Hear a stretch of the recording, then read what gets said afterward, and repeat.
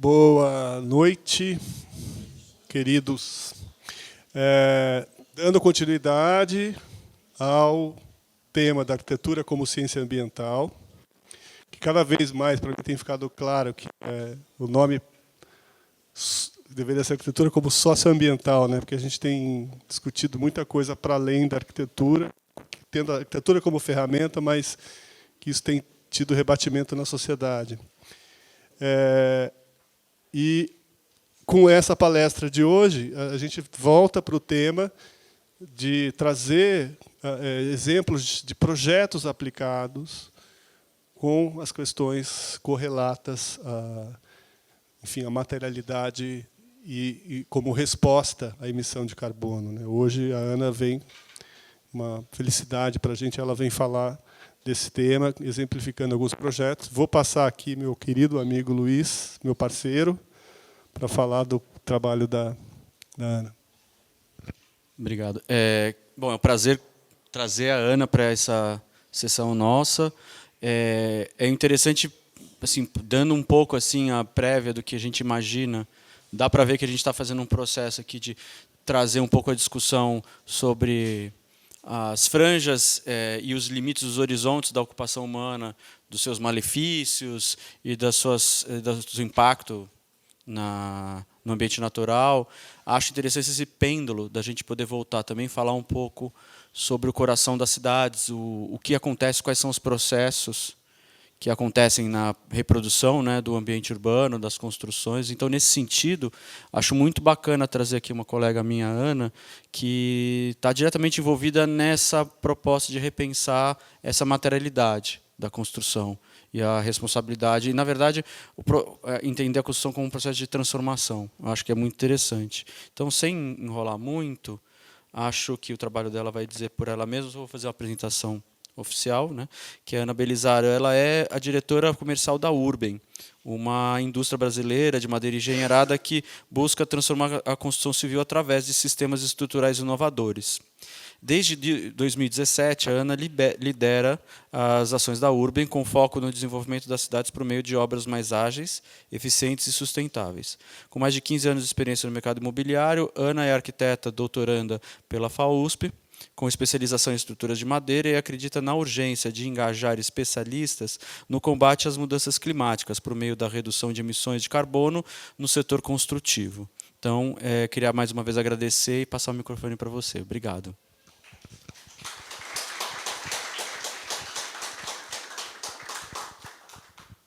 Legal. Boa noite a todas e todos. Que legal que a casa está cheia, oba. Obrigada, Escola da Cidade, pelo convite, a AB pelo apoio. Obrigada. Estou super, super feliz de estar aqui. Acho que essa discussão é um avanço na forma que a gente vê a arquitetura. Não é quando éramos estudantes, né, Luiz? Não existia essa visão, né? Então, é muito interessante que isso hoje esteja dentro da universidade. Então, muito feliz que a gente possa estar vendo isso acontecer dentro de uma geração. Bom, meu plano original era ser bailarina, como vocês podem ver aqui no arco-íris, mas não deu certo, então eu virei arquiteta, eu trabalhei na construção civil por uns bons 15 anos, construção civil tradicional, rock and roll, concreto, cirela, estandes de vendas, e eu tive a alegria de, por algum detalhe do destino, acabar me envolvendo com a incipiente tecnologia da madeira engenheirada. Eu digo incipiente até com muito respeito às figuras que já existiam nesse mercado. Ita, Hélio Olga, 40 anos já, assim, né, aí até sem citar Ralph, que nos anos 30 já estava fazendo galpão de vão de 30 metros, mas, enfim, naquele momento, em 2017, quando eu chego nesse mercado, olhando do ponto de vista de escala, de inserção dentro de um ambiente de construção civil mais profissionalizada, realmente era traço. Então, eu encontro essa tecnologia através de uma empresa chamada Amata, que estava interessada em entrar no mercado de escala, em construir uma fábrica, um projeto grande, que hoje está aí completando os seus 4 anos, né, enquanto Urben. Então, eu tive a oportunidade de acompanhar todo o desenvolvimento de um projeto de negócio de planta de madeira engenheirada. Então, desde a primeira máquina chegando, essa foi a primeira, até os desafios normativos, como que o mercado se comportaria, estudar profundamente a tecnologia. E, nesse percurso, eu aprendi muita coisa sobre arquitetura. Acho que essa é a visão que eu trouxe para dividir hoje. Assim. Eu trouxe hoje para dividir as minhas reflexões do ponto de vista de uma arquiteta sobre o que eu vi nesse percurso de quase 10 anos dentro da Urben. Essa é a fábrica, Curitiba, Almirante Tamandaré. Então, a coisa toda acontece aqui. E eu queria começar aqui a nossa conversa que eu preparei para vocês. Eu queria começar pelo título da palestra, né? Da mini-aula, não sei como é que a gente chama. Da floresta à cidade, a nova arquitetura em madeira. Porque falar de nova arquitetura em madeira dá até você até engasga, né? Porque chama nova arquitetura em madeira, né? A arquitetura em madeira foi provavelmente a primeira arquitetura, né?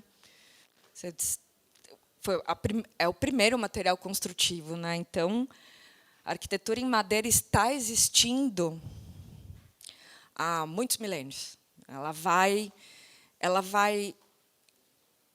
A gente percebe que ela vai surgindo e desaparecendo, como tecnologia. E vai deixando alguns exemplos na sua existência. Então, essas construções de log na Europa nórdica, que acabam virando referências para as nossas cabanas aí de Rio Grande do Sul, de interior de Paraná, que até hoje existem como linguagem de construção em madeira. Aparecem e somem, continuam como construção vernacular.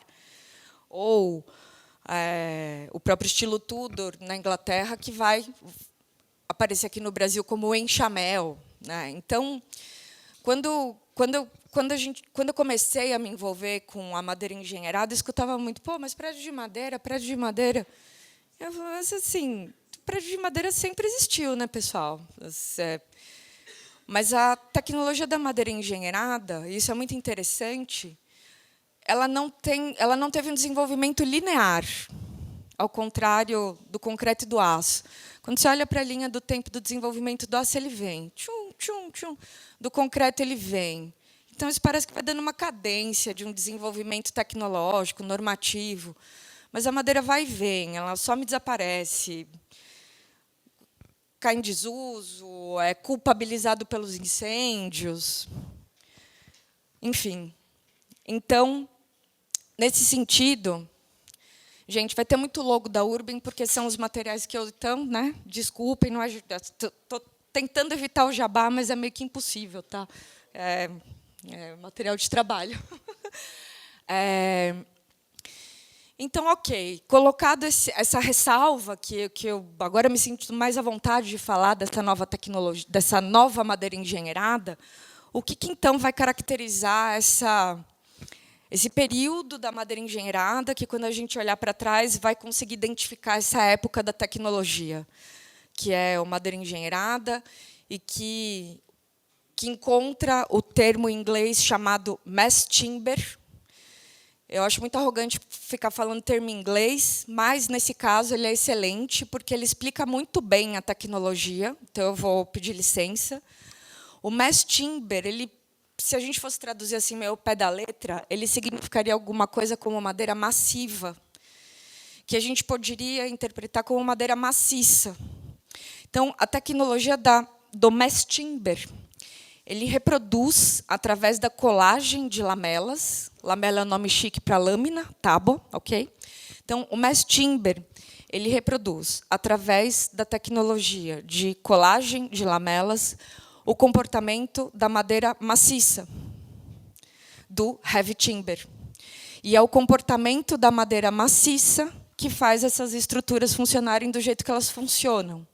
por exemplo, é o que faz essas estruturas serem mais resistentes a fogo do que um Tudor, um Eixamel, que tem seções mais fininhas. É o que faz essa madeira, essas estruturas conseguirem vencer grandes vãos. É o que faz esse tipo de estrutura, quando encontra... Cadê um CLT aqui? Aparece na hora que eu preciso, meu filho. Quando encontra a produção... Aí, não, mas ele vai aparecer. Só na lá. Aqui. Quando o Cross Laminated Timber, CLT, é inventado no finzinho de 99 e homologado ao mercado nos anos 2000, possibilita lajes de madeira maciça e, portanto, possibilita prédios em altura integrais em madeira. Então, a tal da nova madeira é esse novo recorte da tecnologia de madeira, que vai usar laminado colado, que já existia, a tecnologia de colagem de madeira já tem 100 anos, vigas laminadas coladas já existem faz um tempão, mas essa tecnologia está aprimorada. Apareceu o Cross Laminated Timber no meio do caminho, há 20 anos, então apareceram as lajes, apareceram os centros de usinagem, ou seja, todo aquele suplício que vocês estão fazendo para aprender o BIM, finalmente serve para alguma coisa, porque o projeto super desenvolvido e super compatibilizado vai ser usinado e vai para a obra ali bonitinho, tipo um Lego. Então, esse pacote de atributos se encontra nesse novo modelo. E aí, enfim, existe uma explosão tecnológica que vai encontrar uma sociedade que está, o quê? Desesperada, discutindo as mudanças climáticas, que é esse exato nosso momento aqui. Então, se a madeira, lá para o final do 1800, sei lá, os incêndios de Londres e de Chicago talvez tenham sido a última grande má notícia para as estruturas de madeira, e aí concreto e aço subiram, ganharam protagonismo e não saíram mais do palco, agora a madeira engenheirada vem voltando e falando, a madeira, né? Através da madeira engenheirada, a madeira volta e fala, sou a solução. Dá uma olhadinha aqui para mim. Vocês já pararam para considerar que tem um material por aí que, além de renováveis, toca carbono? E essa tecnologia vem se desenvolvendo num ritmo, aí a diretora comercial falando, mas vem crescendo numa taxa de 25% ao ano. É um crescimento muito absurdo. Um país saudável cresce 3% ao ano. Esse é 5%, sei lá. Uma comparação assim, mais ou menos. Legal. Então, aí, eu estou dividindo o meu pensamento aqui em 3 etapas. Floresta, fábrica, como que funciona essa tecnologia, até para entender o que é esse engenheirado, e tipologias, porque eu fico muito... Toda vez que eu vou falar para arquitetos ou discutir isso no ambiente de projeto, a pergunta é muito sobre como eu começo, o que isso significa projetualmente. Legal, mas não sei nada disso. Então, sim, vocês sabem, só não sabem que sabem. Então, 3 blocos: floresta, fábrica e tipologias, para vocês aplicarem na cidade, né? Da floresta à cidade, senão não tem graça. Floresta. Primeira pergunta, assim, quando eu vou lá almoçar com... Opa, esquiola, quase.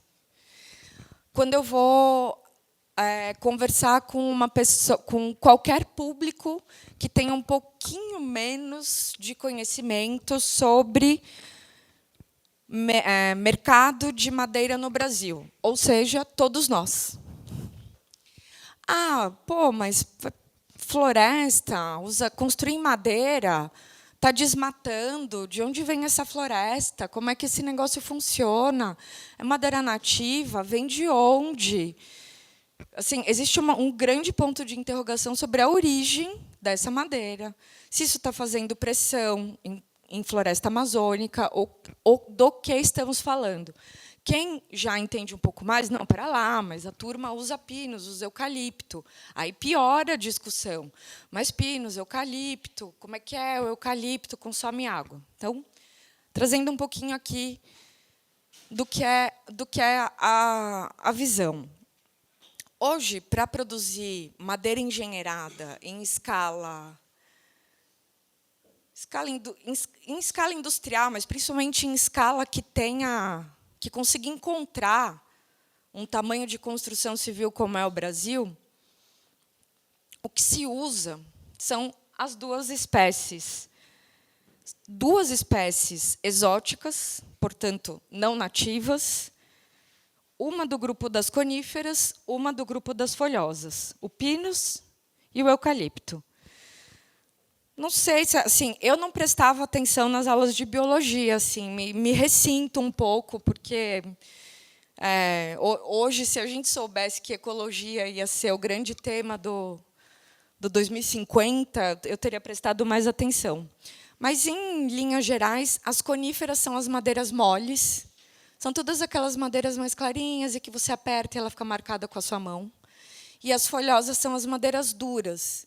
Então, assim, é muito via de regra, porque tem exceções, mas, em geral, as madeiras nativas brasileiras vão ser folhosas. São aquelas madeironas, o roxinho, o ipê, são aquelas madeiras bem escuras, bem duras, bem pesadas. A madeira engenheirada funciona muito bem com coníferas. Ela recebe bem a cola, ela recebe bem a serra, ela é muito trabalhável no ambiente industrial. A cola da madeira engenheirada ela precisa penetrar um pouco na carne da madeira, então é importante que ela tenha uma certa porosidade, menos densidade, porque aí a relação resistência-peso fica mais eficiente. E as madeiras coníferas, historicamente, sempre ficaram meio de lado, porque o pinus, até ontem, era caixaria, pallet. Então, assim, até um mercado que está virando e olhando assim, opa, como é que é? O pinus que eu vendia Sbrubbles, posso vender por Sbrubbles? Ou, nossa, mas... Ou um plantador de floresta, um dono de floresta que fala, nossa, mas eu nem sabia que isso daqui poderia construir prédio. Então, são madeiras que, historicamente, no Brasil, não eram olhadas como matéria-prima para edificação. Mas, na Europa, sim. Onde elas ocorrem no Brasil? Principalmente na Mata Atlântica do Sul, o pinus, sim, basicamente nos 3 estados do Sul. Não é que não ocorre aqui ou acolá, um pouco em São Paulo, pode ocorrer, mas o grosso da produção, Paraná, Santa Catarina e Rio Grande do Sul. Elas gostam do frio, elas precisam de um pouco de frio. Elas são exóticas, tanto o pinus quanto o eucalipto. Mas isso é uma discussão muito interessante. Quer dizer, que a gente fala, são exóticas, assim, partindo de uma, assim, como premissa de que ser exótica é ser ruim. Quando eu cheguei há 10 anos atrás nessa discussão, gente, eu vim de FAO, entendeu? Você se acostuma a entrar nesse debate já com um preconceito. Mas sejamos francos. Mas o pinus e o eucalipto são duas espécies exóticas que estão no Brasil há quase 80 anos, aclimatadas, assim, depois de diversas gerações e os seus ajustes.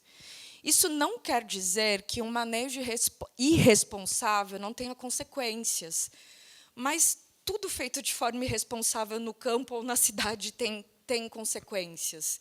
Então, de um ponto de vista de civicultura, o manejo responsável, certificado do pinus, é absolutamente compatível com os outros biomas, a preservação de fauna e flora. Assim, a essa altura do campeonato, 70, 80 anos passados da integração das espécies no Brasil, ninguém vê mais isso ninguém do meio acadêmico mais vê isso como algo a ser. Até porque, principalmente nas regiões do Sul, o pinus vem para substituir o desbaste desenfreado e irregular do pinheiro do Paraná, o pinho de riga. Então, inclusive, para poder criar um sistema de proteção ao pinho de riga, colocar alguma coisa no lugar. Legal. Então, uma coisa também que bagunça um pouco as nossas... e o eucalipto já é um pouquinho mais para cima. Um pouco mais nesse pedaço aqui, São Paulo bastante, e aqui no sul da Bahia, muitão. O eucalipto gosta mais de calor e solo úmido. No Brasil, a gente faz o famoso corte raso. Isso impressiona um pouco. Então, a gente planta a floresta cresce, a gente faz lá o corte raso. O corte raso significa derrubar a floresta inteira. Aí a gente vai lá, replanta e ela cresce de novo. Num ciclo que, para madeira estrutural, pinos, vai ser mais ou menos 25 anos. Então, veja a paciência que um dono de floresta tem que ter. A gente até prefere 30 anos, mas está bom, 25 está bom. E eucalipto, que hoje se usa muito para papel e celulose, 7 anos, e eucalipto estrutural também, 25 anos. Vamos falar 25 anos. Na Europa, não se faz muito corte raso, não é a tecnologia dominante. Na Europa, Estados Unidos, Canadá, a tecnologia, o caminho é o manejo de florestas originais, porque lá as espécies coníferas, os pinos, os abetos, que são priminhos, são nativas, são florestas ou do Estado ou de famílias, ou de fundos. E eles fazem a extração dessas madeiras, dessas toras, através de manejo. Então, eles vão... É super bonito, aliás. Eles vão podando. Então, quando você vai passando assim na estrada, depois eu fui aprendendo a ter esses olhos, né? Então, é uma coisa bonita. Você vai passando na estrada, aí você olha aquele macição de pinos. E aí você começa a ver que tem umas áreas que ela está mais rala, porque eles foram lá e tiraram um pouco, não cortaram um pedação, mas eles meio que podam. E aí a floresta vai se mantendo meio que homogênea com o tempo. Principalmente porque a floresta de pinus abeto nativa, nesses lugares que eu estou falando, sei lá, Finlândia, Suécia, Alemanha, Áustria, Itália, nos Estados Unidos, Norte, Canadá, demoram, pasmem, 60, 80 anos, 90, 100, para dar o novo ciclo. Então, vejam o tamanho da... Ai, gente, é de chorar, né? O tamanho do potencial. A gente nasceu na estufa, né? Putz, a gente em 25 tira a tora para fazer prédio. Eu não me conformo. Eu acho isso daí de uma potência mesmo, entendeu? Bom, porque aí... Legal, aprendi tudo isso sobre a madeira. Nossa, mas cresce em 20 anos e eles em 80. Nossa, mas para lá, isso aqui, quanto de carbono, mas e corta e cresce. E aí eu fui, ao longo dos anos, assim, construindo esse entendimento de que a gente, na escola, a gente tem esse olhar... Não é que a gente tem um olhar 2D para o território, e às vezes tem, né? Porque a gente vai olhar lá, abre o nosso Gegran. Na minha época era Gegran, né? Olha que fofa. A gente ia no Gegran, ia lá pegar... Mas, enfim, a gente tem uma perspectiva de território, de infraestrutura, de cidade. A gente está desenhando essas histórias, certo? Normal. É nosso ponto de partida. Então, no tempo da faculdade, é toda essa primeira leva de aprendizados que você consome. Aí foi cair na construção civil. Acho que tem uma coisa aqui. Tá. Aí fui cair na construção civil. E aí fui começar a pensar sobre construção, produção, extração.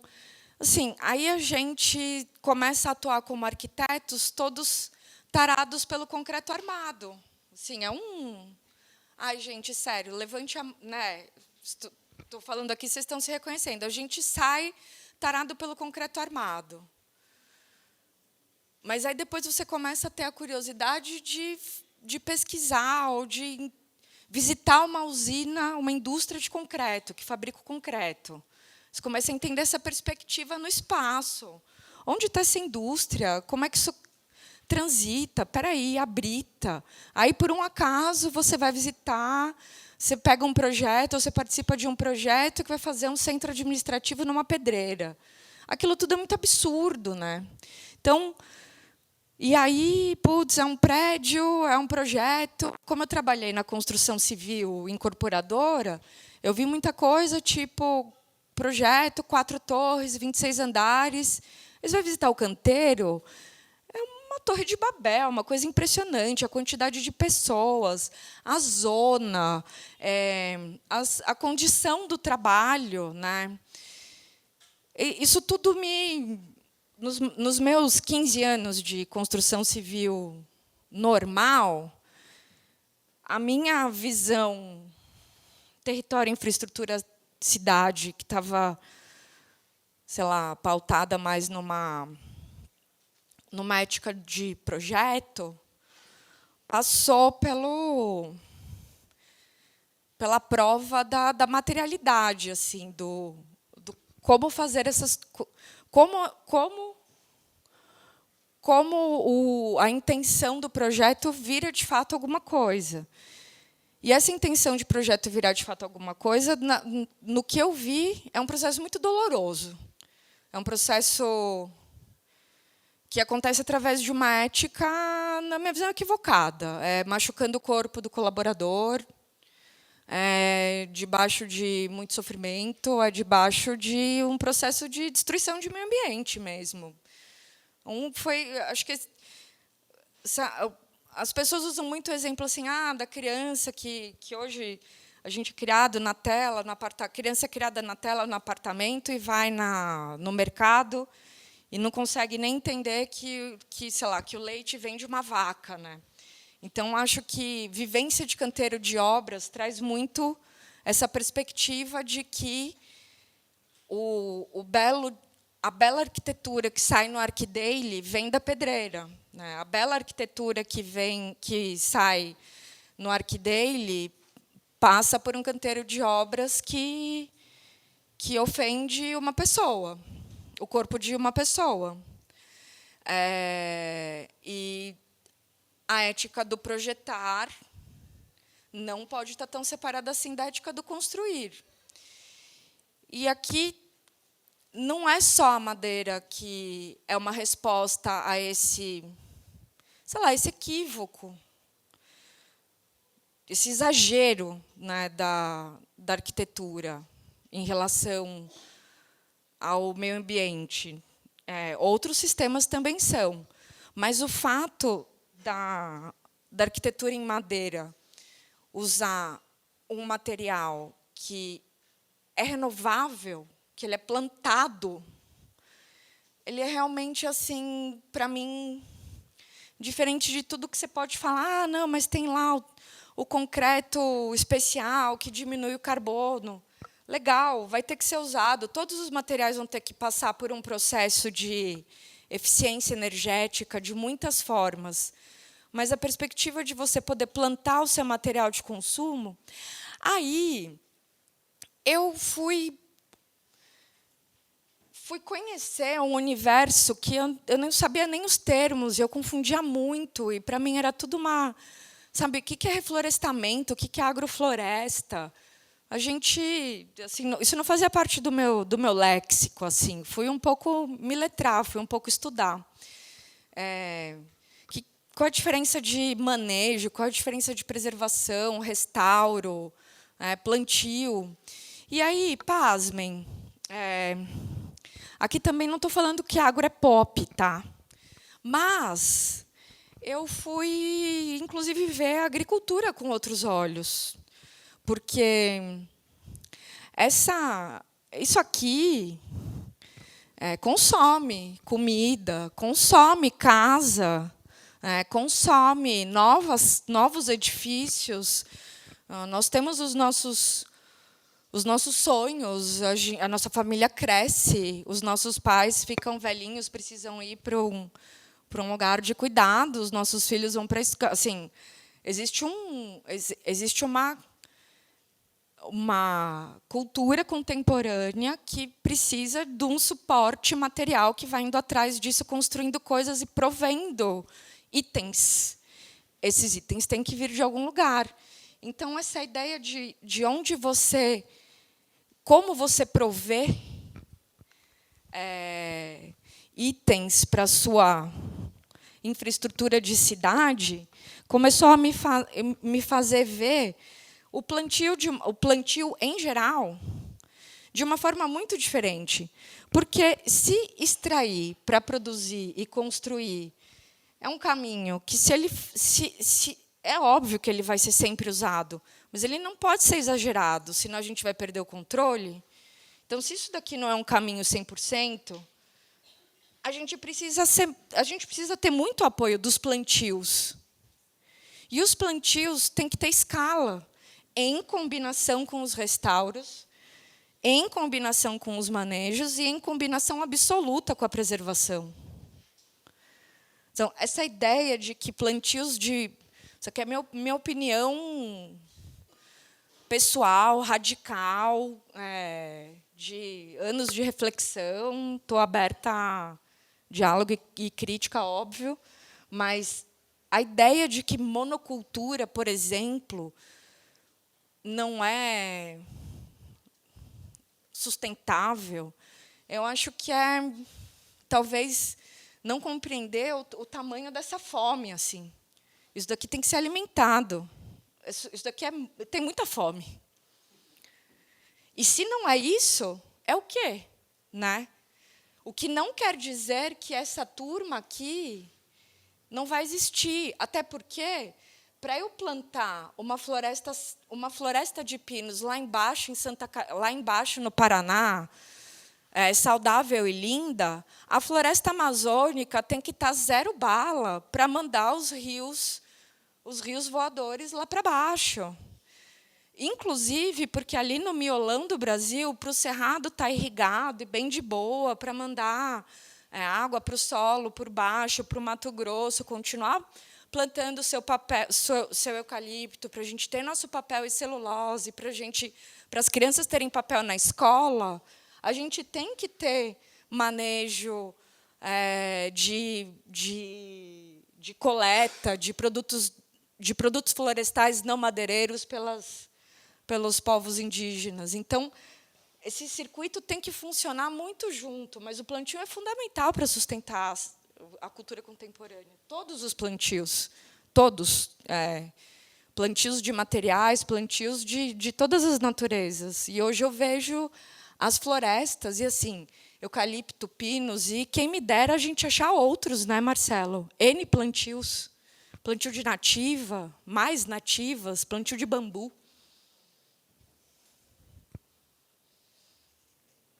Aí, pessoal, uma outra... Eita. Houston, we have a problem. Aê, boa. Aí eu comecei a ficar muito curiosa, porque também era uma coisa assim, uma pergunta que eu sempre me fazia também. Não sei se era isso que era mais ou menos a... Bom, mas continuo. Aí fiquei pensando assim, tá, beleza, não sei o quê, floresta amazônica, agricultura, floresta plantada. Aí fiquei curiosíssima. Falei, não, mas eu precisava entender isso assim, sei lá, no diagrama, onde é que eu acho isso? Qual que é o tamanho dessas coisas, a proporção? Quem está disputando espaço de quem? Né? Porque é isso, as coisas estão disputando espaço o tempo todo. Então, quem está pressionando quem? Quem é o vilão dessa história? Quem é o vilão dessa história? É a floresta plantada? É o agro? Aí saiu naquela época que só se falava no jornal que a preservação, aí depois era... porque tem 12% de terra indígena no Brasil, que absurdo! Eles estão roubando o espaço da lavoura. Sim, uma discussão que, meu Deus, sai em tudo.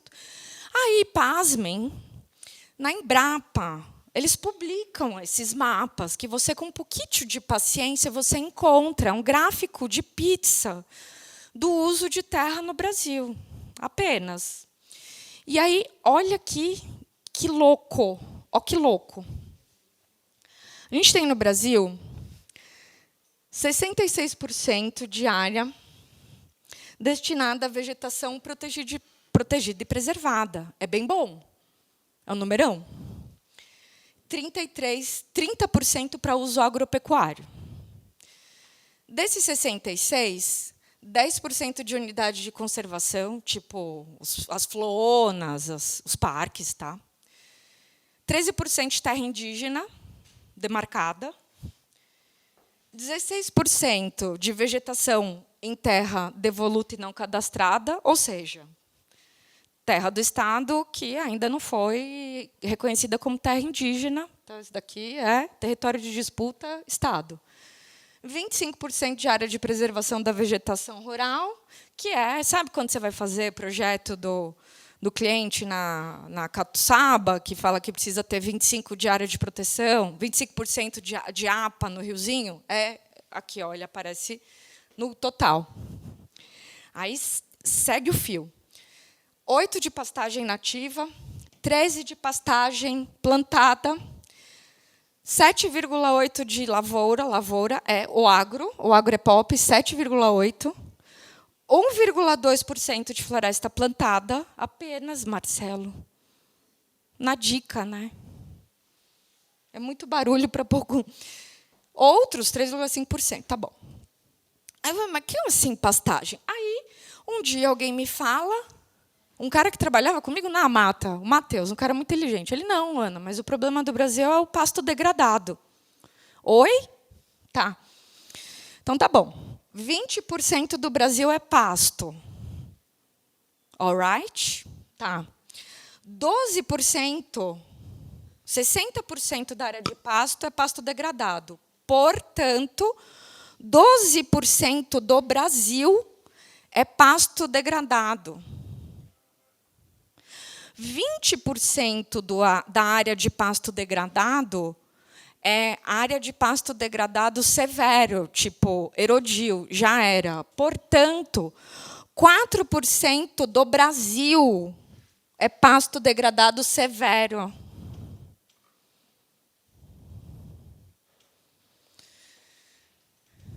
Sabe o que vai bem aqui, além de, claro, lavoura, se precisar? Sabe o que vai bem aqui? Uma linda florestinha de pinos. Para virar prédio. O que vai bem aqui? Um restauro de mata, de floresta, Mata Atlântica. Em 15 anos está lindo.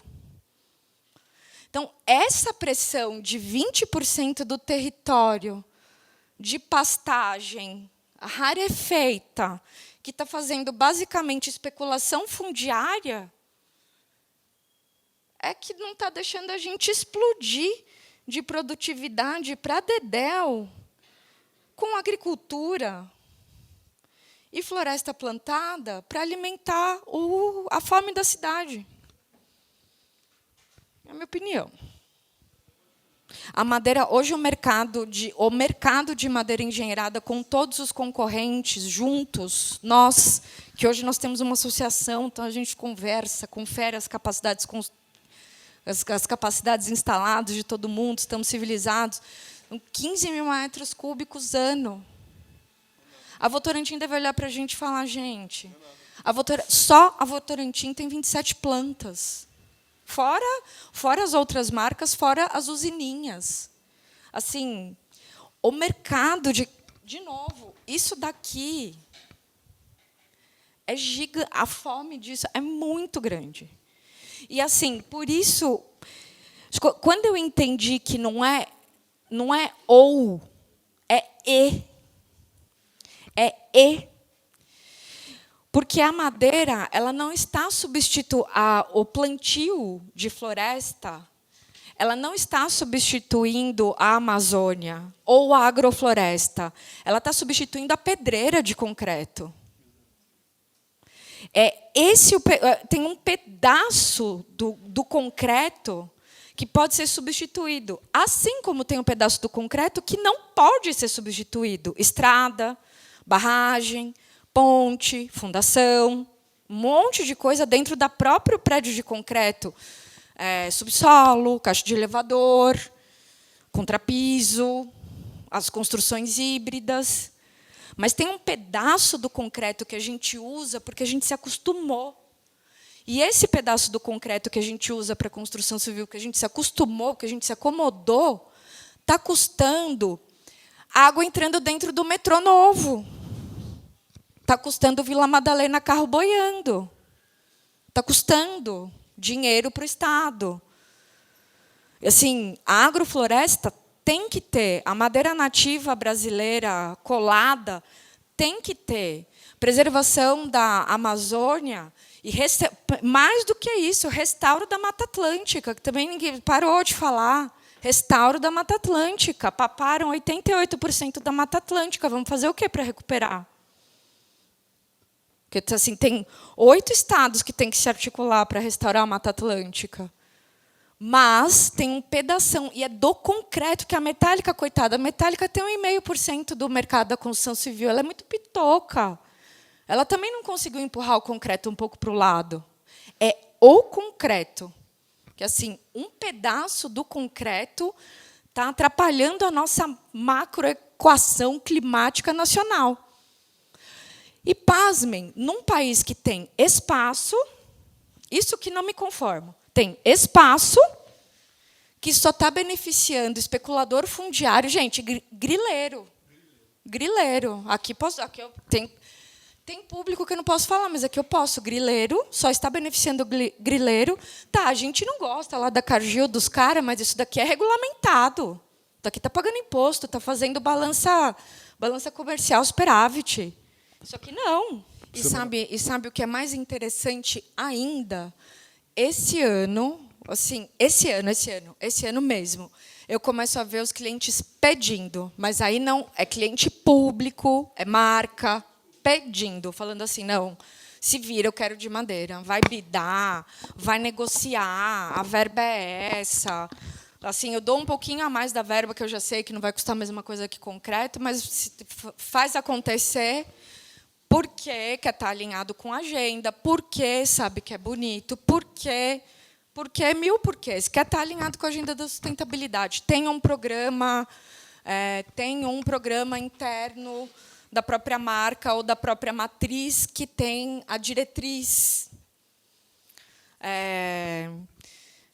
Mas, assim, uma coisa que, assim, por exemplo, né, como tudo tem os avanços e às vezes os avanços são muito lentos. Para colocar a pauta da madeira engenheirada numa COP30 é um suplício, porque é muito pouquinho espaço. A madeira nativa está mais posicionada. E o Ministério das Cidades quer ver Minha Casa Minha Vida. Então, aqui é um diagraminha de processo produtivo. Pelo menos é o processo produtivo da Urben, mas eles são meio parecidos, assim, e inclusive no mundo todo. Então, as nossas florestinhas plantadas de pinos estão lá. Elas são cortadas, vira tora de madeira. Então, o dono da floresta vende tora de madeira. Vende para a serraria. O trabalho da serraria, como a minha colega da agrofloresta perguntou, o trabalho da serraria é fazer essa tora virar as lamelas. Então, por isso, a importância da tora ser mais retinha, porque eu preciso obter essas lamelinhas aqui a partir de uma barra o mais retinha possível. E aí, a nossa magia começa nas lamelas. Uma pré-secagem, tratamento químico, que a gente trabalha com pinos, E para uso estrutural, a recomendação é tratamento em autoclave, normativo. A ressecagem. No caso da Urban, uma classificação automatizada, a gente escaneia as lamelas, vê lá se tem nó, defeito, qual é a densidade, se está torta. Corta os pedacinhos que não funcionam, que não estão bem. E depois a gente faz o finger, que é tipo uma solda. A gente junta os vários pedacinhos dessa madeira. Aplana e começa o processo das prensas. Por que a gente finga? Porque se eu preciso fazer uma viga de 12 metros, não existe na natureza uma tora de 12 metros, não existe uma árvore de 12 metros. Então, eu preciso ir juntando vários pedaços de madeira para conseguir conformar os elementos no tamanho que eu preciso do ponto de vista da engenharia. Então, a gente já vai montando aqui nas prensas os elementos do jeitinho que a gente quer. Então, eu vou lá, empilhando as lamelas para fazer viga, empilhando as lamelas para fazer pilar. As vigas são sempre mais retangulares, os pilares quadradinhos. E a gente vai fazer o CLT, o famoso Cross-Laminated Timber, com as lamelas sempre numa direção, em outra direção. Numa direção, em outra direção. Monteribagens. A usinagem na CNC, já com o nosso projetinho compatibilizado lindo no BIM e tudo mais. E as peças vão para a obra, esquema montagem de Lego. Já vai tudo etiquetadinho, furadinho. Chega na obra assim, vou montar o caminhão tal, na semana tal, é aquele pacotinho que vai. Então, é uma montagem rápida, limpa, seca. E é assim, claro que não é o Éden, né? Assim como todo canteiro de obras tem ajuste, tem uma outra coisa que tem refação, mas, com certeza, é um canteiro de obras muitíssimo mais tranquilo do que o concreto, e eu vejo que é mais tranquilo do que o aço também. Acho que o aço, a coisa da solda no aço é mais pesado. Aí eu trouxe algumas fotinhos, assim, que às vezes dá curiosidade de ver como é que é lá, e não posso levar vocês todos para visitar. Então, essa é uma autoclave, a madeira chega aqui, já entra. Deixa eu ver. Tá. Então, a madeira entra aqui nesse tubo, a gente pega produto químico daqui e joga aqui dentro,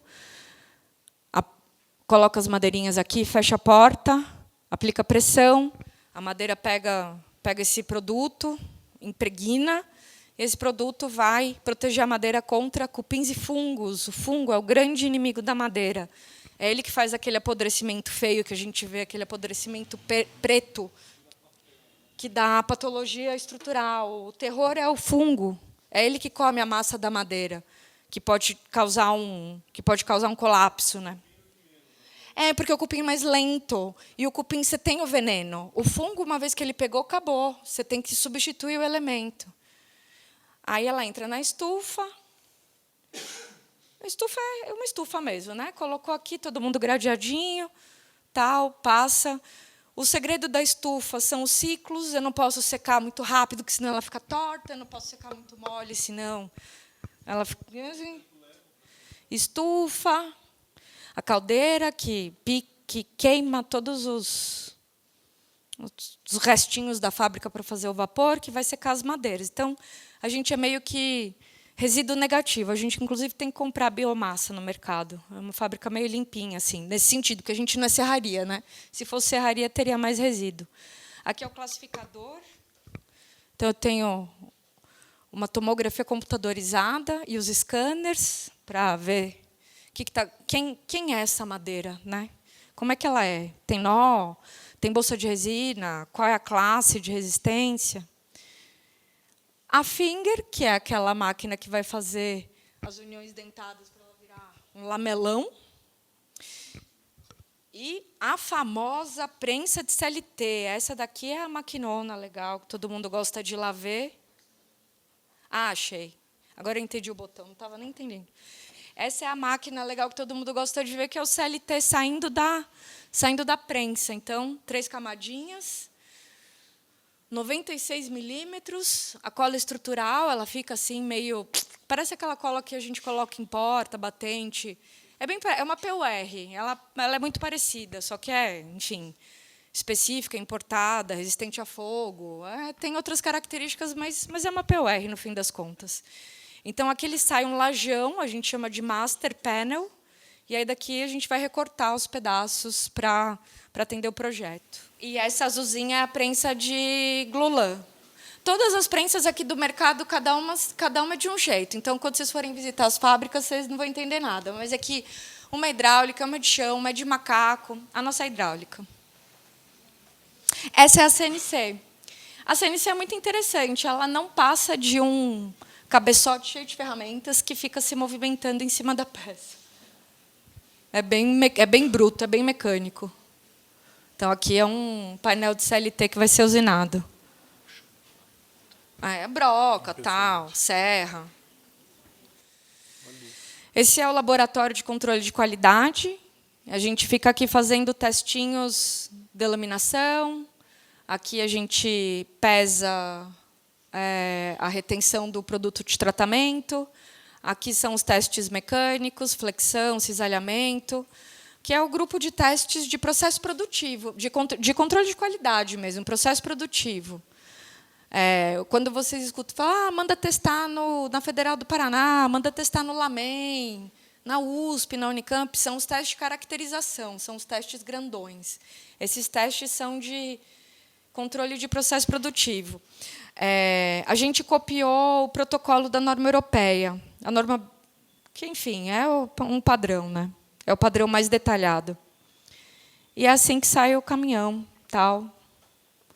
A gente sabe o que vai montar, coloca o que a obra está pedindo. Muito que bem. Então, falamos um pouquinho de como produz. E aí a gente está indo para a obra. E aí eu queria encerrar com... Por incrível que pareça, eu não vou ficar aqui fazendo o pupurri de projetos. Quer dizer, eu vou mostrar um monte de projetos, mas tem o ArcDaily, tem... Bom, hoje, cada vez mais, está muito fácil de achar projeto, porque tem muita coisa publicada, já não é mais mistério. Sim. Você até coloca a categoria que você quer ver, prédios altos, coberturas. Tem realmente muita coisa publicada. Mas assim, essa pergunta é recorrente, ela é frequente, ela me angustia. Então, eu queria deixar aqui para a turma um ponto de partida de pensar projeto em madeira engenheirada. É um guia inicial. Não sei por onde começar. Então, você vai começar, você vai trazer para a cidade a madeira. E aí você já vai ter alguma coisinha para mostrar para alguma indústria de madeira da sua escolha. Espero que seja, tô brincando. Alguma indústria de madeira à sua escolha, um projetista. Você vai ter por onde começar. Como eu concebo uma estrutura de madeira? Você vai pensar meio parecido com concreto, porque a madeira ela tem o que a gente chama ali o universo da caracterização da madeira para a classe de resistência é o GL24 e o C24. Eles são muito equivalentes, é tudo meio um pouquinho diferente, mas eles são equivalentes ao FCK25. Significa que, na prática, quando você está pensando numa laje de concreto de 15 centímetros, vai dar uma laje de madeira de 16 ou 14. Quando você está pensando num pilar de 14 por 20, vai dar um pilar de madeira com a mesma área, só que o pilar de madeira tem que ser quadrado. Quando você está pensando numa viga aqui, sei lá, de 10 por 25, 30, a viga de madeira vai ser exatamente igual, inclusive retangular. Então, regras de ouro. Laje, igual de concreto. Pilar, mesma área que você imaginaria de concreto, só que quadrado. Viga, igual a de concreto, retangular também. As tipologias clássicas também são muito parecidas com a do concreto, mas tem uma diferencinha aqui que vocês vão entender. Tem uma tipologia muito clássica, que é o pórtico. Pilar e viga em madeira e laje de CLT. Alguém aqui já foi na Dengo da Faria Lima? Aquela que tem chocolate, tem...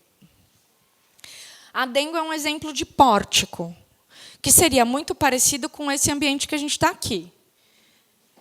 Pilar e viga, e a laje cobrindo... Ah, esse negócio aqui está animado, gente. Desculpa, não sabia. Pilar, viga e a laje no meio. Essa laje tem 14 centímetros. Se fosse de concreto, teria, sei lá, 15. Então, é uma lajinha espessa. Uma lajinha que, assim, entrega bem. Muito parecido com como se comportaria essa espessura, essa estrutura. O que ela tem de bom? É uma estrutura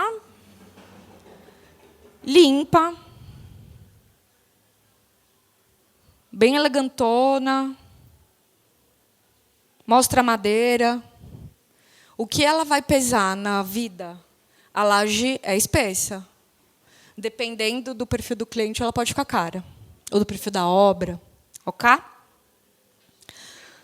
Mac Paraíso, mesmo caminho.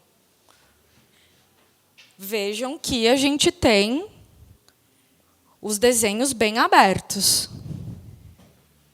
A fábrica de dentro estava aqui, eu estava olhando o slide de base, a capa. Então, lá os pilares, o pilar quadrado, a viga. Essa viga é quase quadrada, mas mais por uma questão de pé direito do que de estrutura. Pórtico, igual concreto. Laje plana, é muito mais raro ver. Mas como tem alguns exemplos que circulam, e tem um prédio que, inclusive, está construindo, e daqui a pouquinho vocês vão ver muitas imagens sobre ele, quero explicar. Laje plana também é muito parecido com uma laje plana de concreto. Pilarzão, algum sisteminha de tipo um capitel, ou seja, tem uma conexão aqui parruda, mega monster aqui por dentro do metálica, e uma lajaça de CLT. Então, ele prescinde da armação de vigas. É lindo, é lindo. Em Vancouver, British Columbia, na verdade, é o Brock Commons. Ele tem 18 andares. Uau! Qual que é a modulação? Você sabe essa modulação? Essa é bem curtinha, porque esse prédio é um residencial estudantil da Universidade de British Columbia. A Universidade de British Columbia é o Estado fomentando a adoção de madeira engenheirada. Eles basicamente vendem floresta, vivem de floresta. E esse grid, assim, se ele não é 3, ele é 4. É assim, alguma coisa entre 3 e 4. Então, ele é bem apertado. Modulação de um ambiente. É, modulação de um ambiente, que é quase como se fossem flatzinhos. Assim. Perfeito. Então, ele tem bem essa carinha. Todo encapsulado. Quantos pavimentos? 18. Esse foi o primeiro prédio alto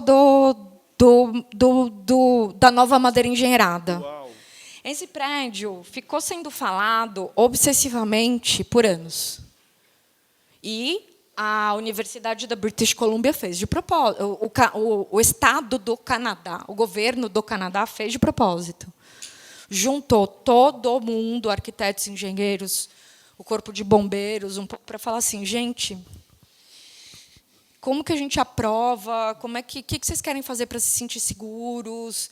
E foi teste de incêndio, assim, inclusive uma perspectiva que a gente não tem no Brasil, né?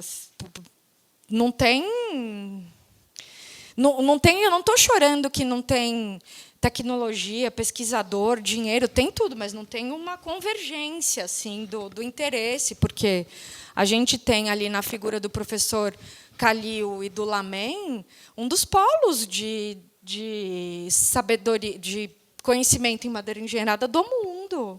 O professor Calilzão é uma sumidade. Formou mais de 200 mestres e doutores. Assim, ele é reconhecido internacionalmente. Então, a gente poderia... A gente tem 2 normas revisadas com todos os protocolos para aprovação de projeto. Tem muito país na Europa que ainda nem tem. Então, a gente estaria num... Né, acho que...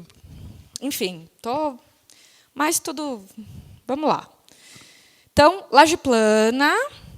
Ai, que lindo, mas Jesus, pega esse CLT. E ele ainda tem um concreto Um concreto em cima, uma baita de uma conexão. Esse projeto é muito interessante. É que eu esqueço dele de vez em quando, aí eu lembro. Todas as fachadas panelizadas. Esse projeto é um super case. Esse projeto é um baita case. Esse projeto... Não, mas aqui é uma fórmica que... Ó, gente, ó a heresia. É uma fórmica que imita madeira. Não, tudo bem, é uma pele protegendo o painel. Isso, não, tá certo. isso. Não, e aqui nem tem CLT. Não tem? Não tem. É uma parede de light steel frame. Steel frame. Toda panelizada, já com caixilho, com tudo, com espuma, EPS, isolamento acústico, térmico. Enquanto ia montando a estrutura, ia montando os painéis, subindo os painéis içado. Olha a paz do colaborador. Não, eu acho isso daqui de uma engenhosidade, assim, de um trabalho coordenado. Eu acho esse projeto incrível. Um exemplo mesmo. É um exemplo. Nossa, que lindo. Um exemplo. E aí a gente tem o arvoredo. É lindo. NOA, incorporadora brasileira aqui de São Paulo, que só está fazendo prédios de madeira. Veja só a audácia desse pessoal. Esse prédio, fornecimento de madeira nossa, está em construção. É um laje plana. Para aqui, a gente fez um CLT de 7 camadas, 22 centímetros. Foi o nosso primeiro e único 7 camadas. Então, lindo, mas a gente sabe que é para produtos específicos. Produto imobiliário, né? Para uma obra específica. Mas, então, agora vocês estão sabendo que existe a laje plana. Com solução aqui de vigas, meio que para fazer as transições do terraço. Muito que bem. Outra tipologia muito, muito legal, que é a nervura, ribs. Aí veja como ribs. Olha como vai lembrando o concreto, né? Porque o concreto ele fez esse caminho. E aí arquitetura moderna, anos, sei lá, 60, Escola Paulista. Ela também foi chegando aqui, né? Ela foi chegando devagarinho nesse lugar, assim. Chegou. Que é uma relação de volume interessante e ainda super bonita. Muito mais leve. Muito mais leve. Aí, coisas... Eu acho esse projeto um delírio, bonito pra caramba, combinado com concreto pré. Montagem muito rápida. Já sai o cassete montado da fábrica. Você fala assim, mas vai carregar o pi. Mas compensa, né? E o bom e velho barrote, né? Porque antes de todas essas tecnologias, lá na madeira histórica, na casa das nossas avós e nossos vovôs e vovós, se construía com os barrotes e o assoalho, né? As lajes leves. Então, se fazia um monte de viguinha e colocava um piso de qualquer coisa. Na casa do assoalho, ali, anos 50, se colocava um assoalhinho de madeira. Mas, hoje, 2025, você pode colocar um painel wall, você pode colocar um steel deck, você pode colocar até uma laje de concreto, aquelas armadinhas assim, com isopor, super levinho, sei lá, depende do que é o seu programa, depende do que você está atacando. Putz, eu quero usar a estrutura de madeira, mas minha verba está super curta, então eu vou levar a estrutura de madeira, mas a obra é na praia, aí com a laje eu me resolvo lá embaixo, compro qualquer coisa, coloco, e aí eu vou ter toda aquela estrutura de madeira lindinha, termino com forro, pinto de branco, tem sua estrutura de madeira, cliente feliz, executou, não precisou montar a estrutura, né? Então, ou ASB, tem LVL, tem hoje um pacote interessante. Desculpa, estou de costa aqui para um grupo, perdão. Tem um pacote legal de soluções aqui. E aí, aqui no barrote, você vai ter as peças mais pertinho, porque esses carinhas aqui vão resistir menos. E, enfim, lá em cima da cobertura uma telha, não uma laje. Mas também muito fofinho, né? Muito elegante. E aí aqui, muito... No barrote, muito Ita, né? Uma coisa assim, bem ritmada, bem, eu acho lindo. Flexível, mais leve, hipereconômico. And, para finalizar, aqui eu falei de madeira sem parar por 45 minutos, 1 hora, sei lá, mas eu vou fechar justamente dizendo que o caminho é híbrido. Porque a engenharia é híbrida, a construção é híbrida, cada material tem uma potência, não dá para viver, não dá para atuar sozinho, ninguém vence vão melhor que a metálica, ninguém faz subsolo e fundações melhor do que o concreto, ninguém faz peso melhor do que o concreto, core, escada, rota de fuga. Ninguém tem preço melhor do que o concreto. Hoje, no Brasil, a gente tem que ser realista, tem também que ter uma visão de realizar as coisas que a gente pensa. No começo, até os primeiros arquitetos, gente, era assim. O Luiz, né, ele gosta da minha expressão assim. No começo era madeirolândia, era madeira até assim, tudo do projeto. Aí não viabiliza, fica todo mundo frustrado, o cliente fica chateado, o projeto não vai para frente. É a realidade hoje. Quando a gente vê aquele mapinha, dá para entender. Por quê? De onde vem isso? Vem da escala, vem do momento que a gente está na linha do tempo. Isso vai mudar em N anos, não sei quanto tempo, mas isso vai mudar, tem potencial para mudar. Mas, enquanto a gente não chega lá, o caminho é híbrido, tanto do ponto de vista da técnica, quanto do ponto de vista do custo, ganhar confiança dentro de um canteiro. A gente sabe como é a construção civil no Brasil, quem é o mestre de obras, quem é o contratante, quem é o cara dos suprimentos lá da Tegra, ou o cara da construtora da licitação da obra pública. Essa é a realidade. Sei lá. Apesar da minha mente ser muito abstrata, viver em canteiro traz você para... Assim, a coisa tem que descer até alguém enfiando um insert dentro de uma fundação. E esse alguém tem que estar confortável com essa nova tecnologia. E eu acho que conviver bem com os outros materiais, chamar essa colaboração, ajuda. A madeira vai ganhando mais espaço, vai ganhando assim aliados, sabe? CLT com metálica, um caminho super, super legal, que costuma funcionar muito bem. Aqui a tipologia que estava faltando... Parede de CLT e laje de CLT, também um sistema muito bom de construir, mas que tem hoje um pouco de desafio de custo, mas vamos chegar lá. CLT Metallic Wood Frame, olha que legal. Que pode ser steel, pode ser drywall, tanto faz. E, eita, estava em inglês, mas aqui os contatos e, bom, também, quem quiser, o meu contato... Pode pedir. É isso, pessoal. Obrigada.